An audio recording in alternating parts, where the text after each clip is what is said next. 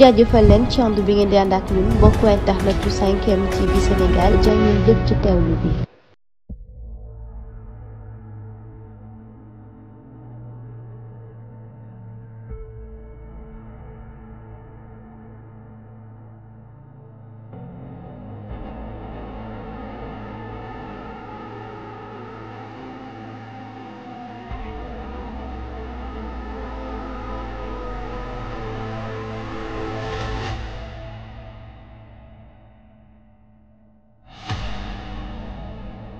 mbokk yi si pour 5M TV Sénégal dal leen ak jàmm ci seen chaîne bi nga xam ne saa bu nekk rek yéen a ngi koy topp di fi taataane lépp loo xam ne moo di xibaar ñu àddu wax ci mbir mu doy waar bi nga xam ne kon jamono ji daan nañ koy gis ci li nga xam ne kon moo di internet bi mu di ab vidéo boo xam ne kon jamono ji ñu ngi koy daal di partager fu nekk ci li nga xam ne moo di internet bi ginnaaw ay defkati ñaawteef yoo xam ne kon yor nañ seen ab mboto daal di ñëw bëggoon agressé benn étranger boo xam ne kon dafa nekkoon ci otom ginnaaw nag